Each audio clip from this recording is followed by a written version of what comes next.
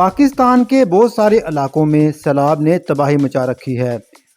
1000 سے زائد افراد ہلاک ہو چکے ہیں اور سینکڑوں گھر تباہ ہو گئے ہیں، لیکن امدادی کارروائیوں میں سستی دیکھنے میں آئی ہے، جبکہ ہمارے ہمسائے ملک افغانستان میں بھی سیلاب نے تباہی مچا رکھی ہے۔